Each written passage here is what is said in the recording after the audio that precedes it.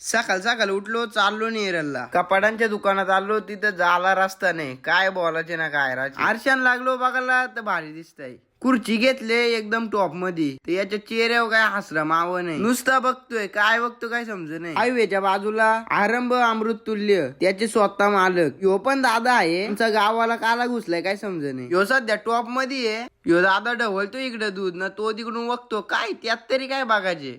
Accident झाला, तिकडे गेलो पायी बाई. तर दादाच्या लागलाय जरा. बसलेत खाली. शोरमा घेतला, घरी आलो, चाललो नेरलला. मी आणि दुर्या आईल तिकडे वालवाल. ही मानगावची पोरा दुर्याला बघायला आलती. मितेश, डॉन, नेरलना वंजारपाटची पोरं आहेत. खाल्ली दाबेली. संध्याकाळ झाली. आपण मी गेलो महादेव हॉटेलला. मेनू कार्ड घेतला. अरे बाबा बाबा हे काय यात लईच मागे. पनीर न वाटाण्याची भाजी आली. ही रोटी एक आणली होती. कांदा पण दिला नंतर. आपल्या इकडं हातान काढून घेतील, यांची इकडं चमच्यांच्यात द्याच्यात. काय बोलायचे ना काय राचे. पप्पाने सांगितलेला कांदा न लिंबू घेऊन ये. घेतला, हातात टाकलं खिशात. स्प्राईट आहे एकदम टॉप मध्ये. आपल्याला बोललो घेतो कांदा लिंबू, तो म्हणतो नको, चालला घरी. रात्र झाली. रामेश्वर मध्ये आलो फालुदा प्याला. मी आणि भाऊ होता. रात्रीचे जाम गर्दी असते. याला बोललो जा घेऊन ये, तो फक्त 2 घेऊन आला. तलवाडची पोरा होती, निलेश दा, सागर मामा. गाडी घेऊन आलतो. शेटला पाठीमागं बसवल्याला. मिठाईवाल्याकडे आलो तर ये इथं हेलिकॉप्टर ठेवलेलं. तेव्हाच बोललो आमचं गेलं कुठं. पोकल्या घेतल्या, पिवल्या काढल्या पिशवीतनं, ठेवल्या बाजूला.